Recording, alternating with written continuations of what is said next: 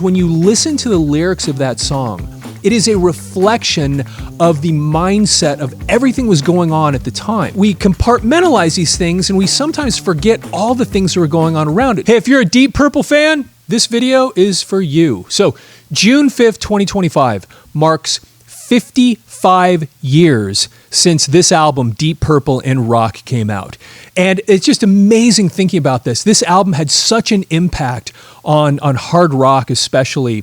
And now I don't remember when it came out because I was born in '69, so when this album came out, I was a year old. But still, the impact this album had is hard to overstate because it kind of impacted so many other things just outside of Deep Purple. And I love talking about Deep Purple almost more than anybody else because of the family tree. Because when you go back to Deep Purple, there were so many different branches that came off of it, and you can follow those branches into so many different bands and so many different musicians. But my experience with Deep Purple, because of course I was unaware of anything that was going on around me, while Deep Purple was kind of becoming popular. I didn't really get really interested in them until the 80s when I started listening to, hard rock music and I started paying attention. I'd kind of graduated from Kiss and, you get into the early 80s and I'm kind of experimenting and learning other things. And I remember when Deep Purple's Perfect Strangers came out, because the significant thing about Perfect Strangers when it was released is it was a rebirth of the Mark II version of Deep Purple, which this was. This is the first studio album of the Mark II version of Deep Purple, because this is not the first Deep Purple album. There was a few before this, and they had a different singer whose name was Rod Evans and a different bass player named Nick Simper. And of course, those two guys were replaced by Ian Gillan as the singer and Roger Glover as the bass player. And then that kind of formed the Deep Purple Mark II, kind of the classic Deep Purple that a lot of the big hits came out of, like Smoke on the Water, Child in Time, which is one of them that's on here. Anyway, that stuff all came out of that Mark II version of Deep Purple. So when they got back together and they put out Perfect Strangers, I just loved it. Well, I especially loved the two songs that kind of became the hits. There was Perfect Strangers, and then there was the Knocking at Your Back Door, and I thought those two songs were just amazing. And as I recall, the way this worked was that after I kind of got interested in them then, and I actually saw them in concert on that tour, it was then that I went back and I started being interested in Deep Purple going back earlier, kind of rediscovering what they had done because I had been introduced to them really, really with Perfect Strangers. So I went back and I bought an album called Deepest Purple. And this, for all intents and purposes, was kind of like a best of Deep Purple album. And of course, you put that on and it has Smoke on the Water. Everybody's heard that song before, and Woman from Tokyo. And then you start hearing the David Coverdale stuff and you go, oh my goodness. And you just start realizing how much great stuff Deep Purple had done that you'd never heard before. Well, but that album also is the first time I ever heard the song Child in Time. And Child in Time, of course, it's one of the most important Deep Purple songs that they ever put together, they ever recorded. And it's found on this album. It's actually the last song on the, let's see, it's listed right there. It's the third song or last song on side A. And here's the song list right there. There's Child in Time. And it was such an important song. And I remember listening to it because if you're familiar with the song, it starts off it's very mellow, very kind of quiet. And then it kind of crescendos into these really, really high-pitched screams. And this is where Ian Gillan really made a name for himself. Because that song, this is the first time I'd ever really been introduced to his like banshee-like screaming that he could do. And then you get this album and you realize that there's a lot more of that stuff all over this record. But one of the ways this album then had an impact that a lot of us maybe kind of overlook is because not only did this go on to impact so many other things in hard rock, but as the story goes, that song, Child in Time, when you hear that, it just keeps getting higher and higher, the screaming that he'd do. Apparently, Tim Rice hears this high-pitched banshee-like screaming, and that's when he approached Ian Gillan about coming and singing in a play, a musical that he had written with Andrew Lloyd Webber called Jesus Christ Superstar. Hang on just a second, this will be really quick. With hundreds of videos on our channel now, we've made playlists to make it easy for you to find whatever the thing is that you're interested in. We have a playlist with all of our Rush videos, Kiss, Led Zeppelin, Van Halen. We have categories like 80s metal and even our popular magazine flip-throughs, where we go through page by page with Circus Magazine, Hit Parader, and others, all in 4K resolution. You'll find it all organized and ready to explore. Just click the playlist tab on our channel's homepage. All right, back to the video. And so Ian Gillan, if you didn't know this, actually on the first recording of Jesus Christ Superstar, because when they put it out, it wasn't actually a stage production, it was just a concept album. And if you buy that album, I've got a few copies, I think I've done a video on it here before. That album, the original recording of Jesus Christ Superstar, was Ian Gillan from Deep Purple singing the role of the Jesus Christ role in that movie, or in the recording. And as the story goes, they actually wanted him to be in the movie that they made not long after that, but because of other obligations and apparently financial things they couldn't agree on, that's when they got Ted Neely to come in, and he's the one that ended up playing the role of Jesus Christ in the movie. So anyway, when I said that the impact that this album had, it even goes beyond, when you think about it, it goes beyond just the world of hard rock, because as the story goes, Tim Rice heard him on this album. And then it was like, we need that guy to come play this role of Jesus Christ. So then it ended up, this album, the fact that it existed, ended up having this wide impact in so many other areas. Now, it's always fascinating when you take a record like this to think of it in the context. Because we look back now and we think of the huge impact this album had, but it really was a product of its time. And when you think about all the other things that were coming out right around here, you can kind of see how each thing was influencing, each band, each album, all the different music was kind of influencing each other. And I had this little list. I just wanted to share a couple things with you to talk a little bit about the other things that were happening around this time from a musical standpoint. So this album, like I said, came out on June 5th of 1970. So when you think about that year of 1970, earlier in that year, February 13th of 1970, that's when Black Sabbath's debut album came out. So I mean, just a few months before that. So you can see that this whole idea of this heavy metal thing was just kind of coming to life right then. And that's why this played such a big role in that.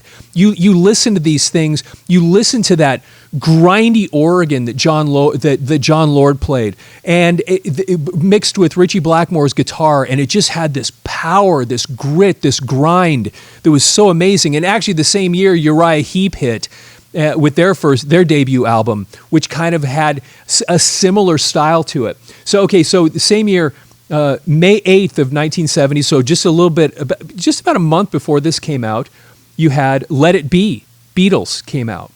So, and which was kind of that was the end of the Beatles at that point. Let's see here. So March 25th, just a couple months before this, Band of Gypsies, Jimi Hendrix. April 20th, again, a couple of months, or what would that be? Yeah, but a couple months before this, Jethro Tull's album Benefit came out. And Benefit, to put that in context, that was the one sandwiched right in between Stand Up and Aqualung. And so, anyway, it was Jethro Tull was kind of a big deal at the time. Right after this, Closer to Home from Grand Funk Railroad came out. And of course, that was Grand Funk's third album. And Grand Funk was just this driving hard rock force that was happening. That was their third album, and they just knocked 3 albums out inside of a year. So, again, they were just another one of these just heavy in-your-face bands.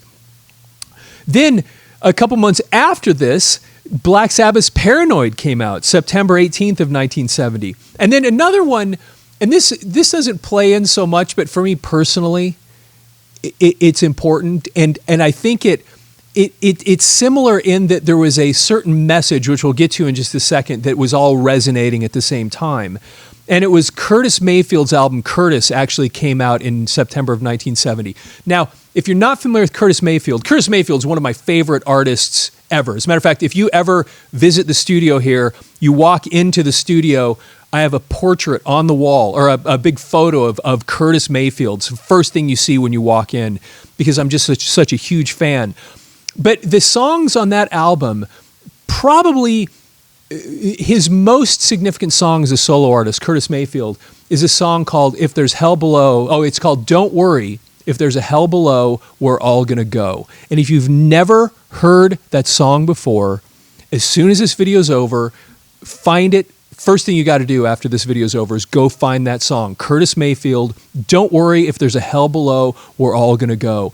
And I say that, and I especially bring that one up because when you listen to the lyrics of that song, it is a reflection of the mindset of everything was going on at the time. Because again, we compartmentalize these things and we sometimes forget all the things that were going on around it. Because what was the other thing happening that was at its kind of going really strong at that time was the Vietnam War. And so when you listen to the lyrics of somebody like Curtis Mayfield, and you'd had all the things happening through the 60s, and then that go along with the racial things that were going on, and that's why I bring up Curtis Mayfield, because listen to his lyrics in that song, and then you mix that in with all the unrest, all the things that were going on from a societal standpoint earlier on in the decade when President Kennedy was killed, and then you just go through the 60s and all the different things that had changed, and you're in the middle of Vietnam War, and all these things are being impacted by all what's going on around them. And this was a reflection of that, just like Curtis Mayfield was. And actually, the other song that you might have heard by Curtis Mayfield is a song called Move On Up, which is just, it's just awesome. I love Curtis. We've never done a video on Curtis Mayfield, and I should, because I love him just so much. Okay, but also in that same year, Led Zeppelin III comes out October 5th of 1970, and then George Harrison's All Things Must Pass also came out that year, November of 1970, November 27th of 1970. And then the album, Jesus Christ Superstar, which we just talked about a second ago, actually came out on October 16th of 1970. So really it came out, what would that have been?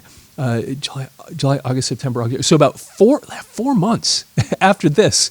So, I mean, it's just amazing thinking of all the stuff that was happening, and it was happening so fast. You know, we look at the things that have happened ever since then, and we hear about these albums where people take years working on them, and the movies that people spend years producing and putting together. This was a different world back then. This was so different. Like I said, Grand Funk put out 3 albums, and Kiss was doing that too once they hit. Album, just cranking these things out. And you go back into those early days, look at the Beatles. I mean, think about the massive amount of music they put out from basically 64 to 69, for all intents and purposes, even though Let It Be came out later. All that stuff was done during that period.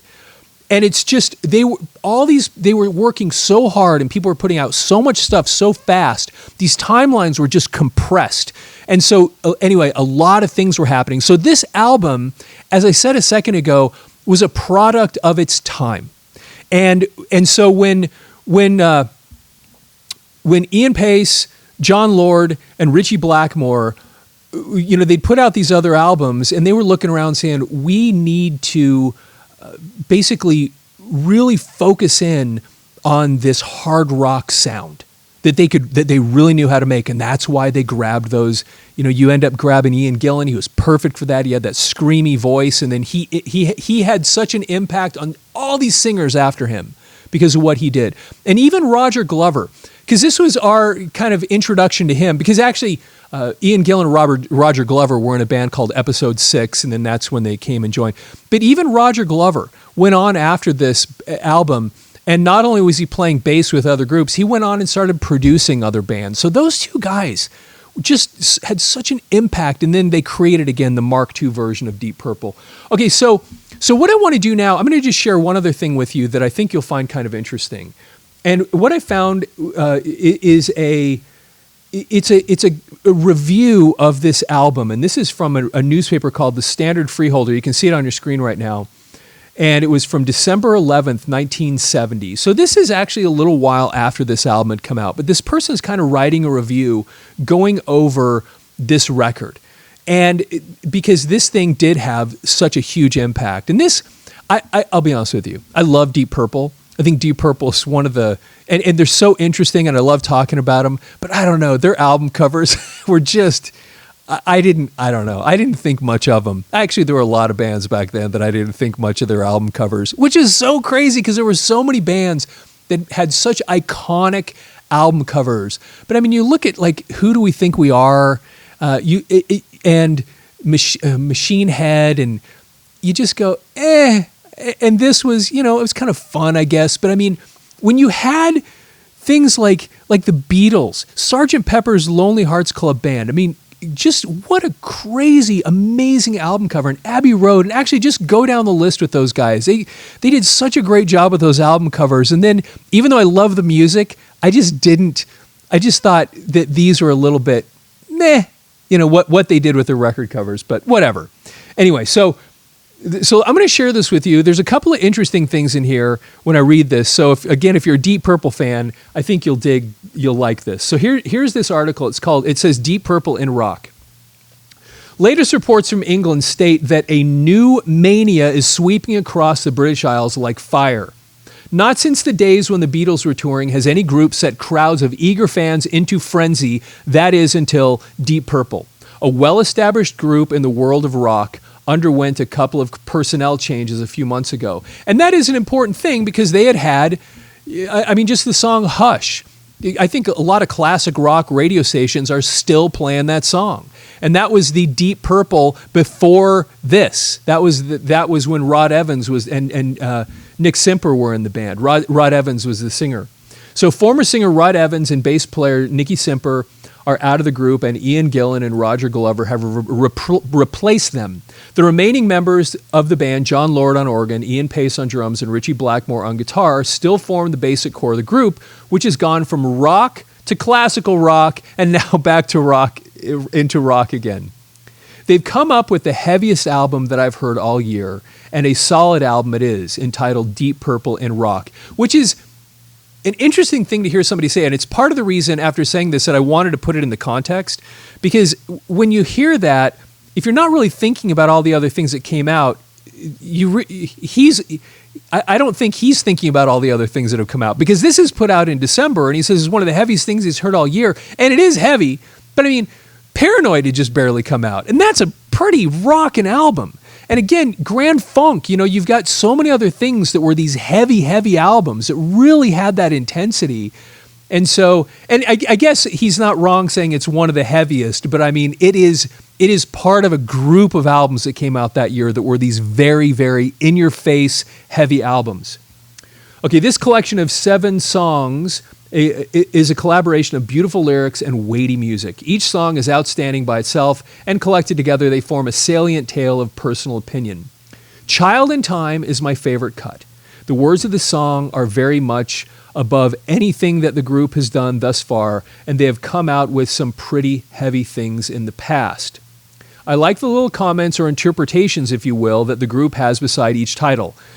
This added touch puts just a little more meaning into the songs when you turn around to think about them. Now, what he's talking about, and I showed you this a second ago, but on the inside of the album, you'll see here, they have each one of the songs, and they have these little things. So Speed King, Just a Few Roots, Replanted. Bloodsucker, A Particularly Nasty Sort of Fellow, There Are Lots of Us. And so they just have these little things next to these songs.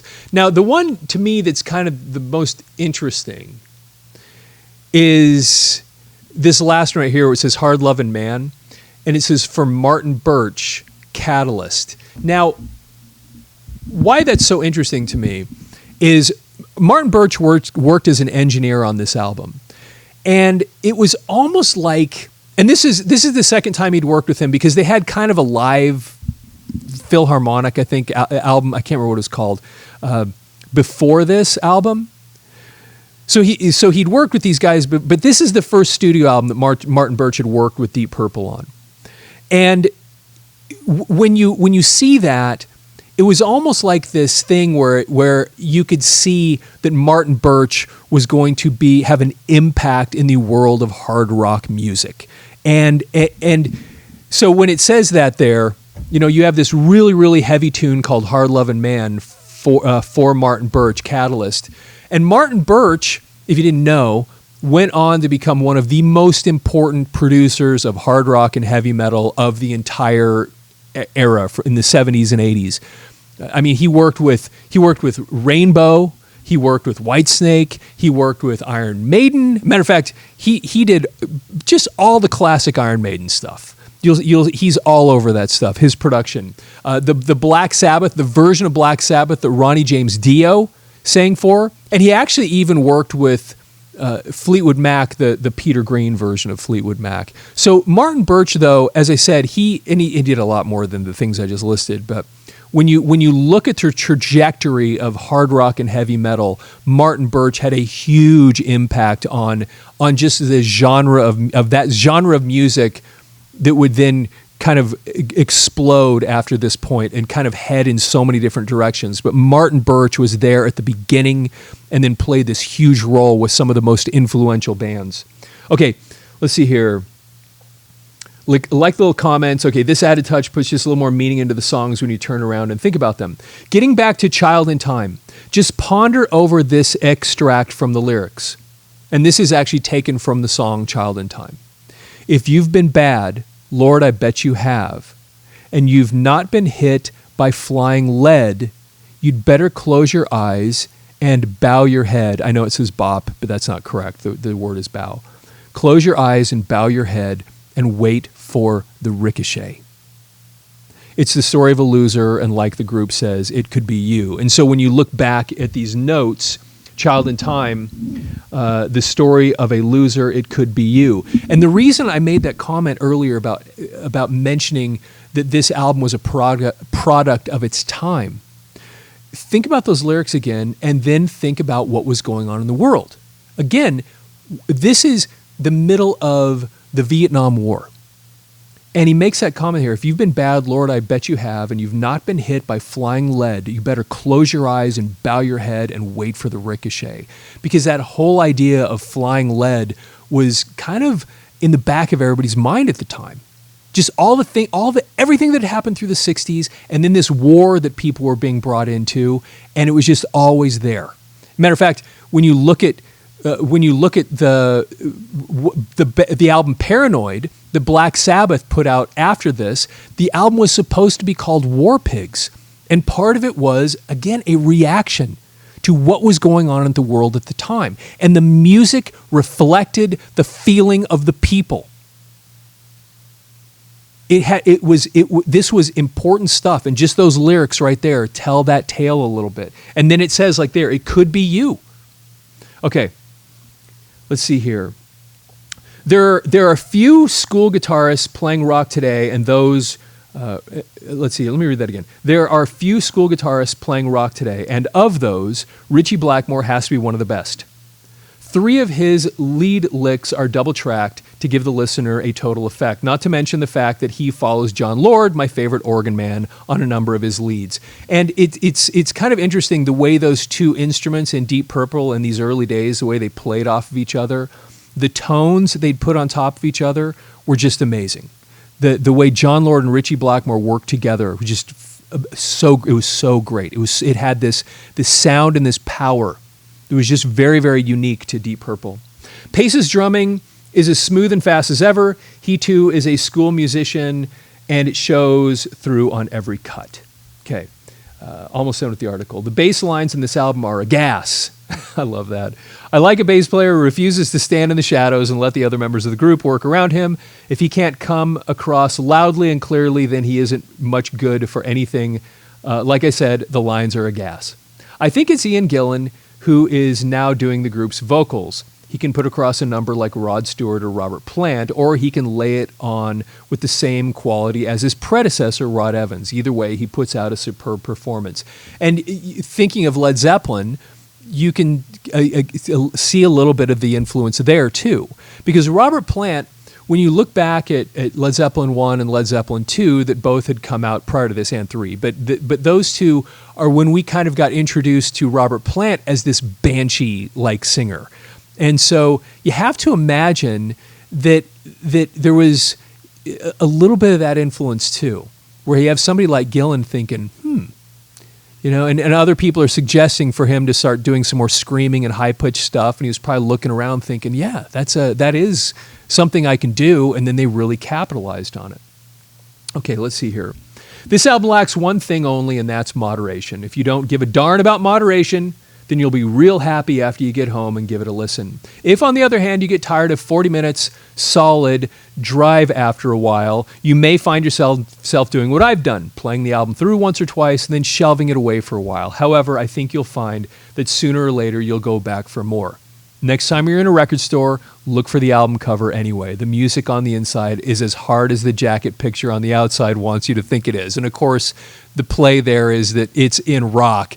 This is kind of a mock-up of them on Mount Rushmore, and it is that the hardness, the intensity, the strength of the music, and it really does. And perhaps that was the idea. That this was something where they were coming out and they were going to make a statement. After the things that they had done prior to this, when they put this album out, it was, hey, it is time for us to come out as a hard rock band and really, really put out some in-your-face music, which they did. And indeed, like it says there, the music on the inside is as hard as the jacket picture on the outside wants you to think it is. And so, anyway, this album had such an impact. It was as I said, it was a product of its time, but also it was a product of some really. It was one of those things where you had the formula, and so often you have these bands where the whole is greater than the sum of the parts, and this I think is an example of that, where you have these 5 guys that for whatever reason. You put them in the same room and something truly magical comes out. And it's just so interesting when you find bands like this, because there are so many bands you see throughout your life that they just, when you get that group together, they're so amazing. And then when somebody goes off on solo, it's okay, but it just never matches what they did before. And when you start replacing members, but there's every once in a while you find that one group of people and it's just perfect. And it seems that this Deep Purple Mark II, and this was the first album of that group of Mark II, just was one of those combinations of players. Hey, thanks for taking the time to watch this video today. If you're not following the channel, please follow the channel. If you know other people that are into this kind of thing, we really encourage you to share this with other people. Put it on your Facebook page, put it on Twitter, anywhere else where you share things. Just email it to some people. I'm sure if you like this, I'm pretty sure you probably know some other people that would be interested in this as well. And we really, really appreciate you sharing this with other people as we try to continue to make this channel grow so we can make more cool, fun things. And like the video, hit that button. And also, I'd love to hear your comments. What are your thoughts on this album? What are your thoughts of Deep Purple? And what kind of an impact they had on music, and what kind of impact they had on you? Anyway, with that, have yourself a fantastic day.